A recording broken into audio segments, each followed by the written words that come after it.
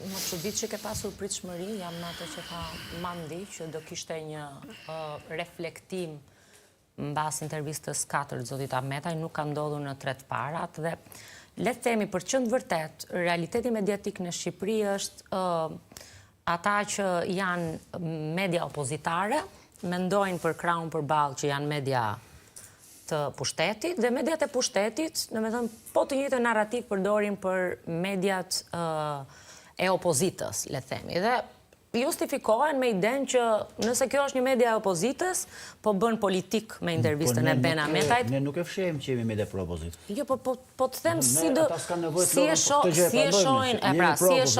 Thot, është lufta e tyre politike, nuk është lufta jonë politike. Problemi është që është interesi publik. Kjo është pyetja. E pra, më lërë ta vendos kontekstin, të rritën pozicionin e tyre, të shoh si e mendojnë, si e mendojnë një media që sheh syrin dhe sheh Ben Ahmetaj në intervistën e parë, të dytë, të tretë apo të katërt, dhe çfarë mendon të nesërmen në momentin që do duhet patjetër të bëj një debat publik apo minimalisht të filloj t'i marrë një nga një ato detaje. Ja ka dhënë Çimit ta bëj Çimi këtë punë. Këta janë media opozitare, këta bëjnë opozitë, nuk kemi punën me këtë. Ne do merremi me gjërat që janë pak më safe, pak më institucionale etj. Gjë që nuk ka lidhje fare me... Për shembull ideja e Beqirit i këtij. Po, ka shumë, shiko, ka disa mënyra se si mund ta shoh. Jo, Çimi, po them si mendon... Këto media me këto merren. Si mendojnë këto mediat nga të cilat... Me jetën, me këtë mdolla nga Ben Meqi. Si mendojnë mediat nga të cilat ti ke pritshmëri. Nga krahu tjetër, në qoftë se media do ta bënin intervistën e Ben Ahmetajt, të parën apo gjithë serinë me 4 pjesë, pjesë të diskutimit publik, si do ta bënin është pyetja. Në qoftë se do ta bënin sa për sy e faqe, dhe do të mblidhnin njerëz që do të bënin po politik mbi këto fakte, le të themi, që kanë nxjerrë Ben Ahmetaj, faktet pretenduara sipas tij edhe me gjithë dokumentat që të ka dhënë ty, për mendimin tim nuk do të sillnin asnjë gjë të re. Media duhet bënin atë që ne as nuk e çojmë në përmend për të bërë, që mund ta bëjnë, sepse e dim pak a shumë sjelljen e mediave në Shqipëri, që pozicionet politike janë shumë të qarta dhe të ndara, që duhet fillonin të investigonin.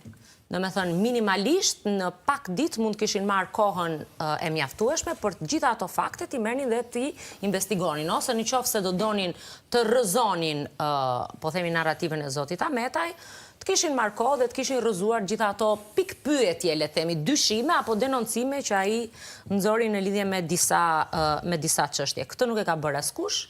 Dhe kjo ka shumë arsye, domethënë pse nuk është bërë. Më kryesorja është se nuk do njeri sot në këtë situatë dhe në këtë klim të dali i pari me shpat, e bën syri, thot, sepse normalisht është media opozitare, ne nuk jemi, po edhe në mos qofshi media të pushtetit, do presim pak sa të zyrtarizohen gjërat.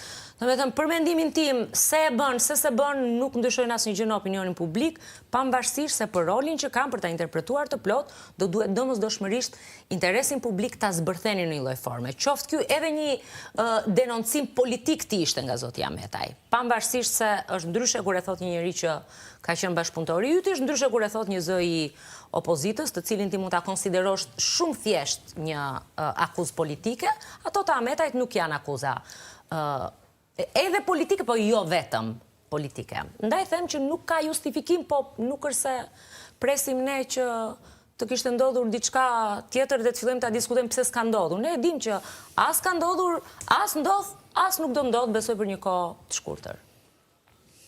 Mirë, kthehemi tek intervista.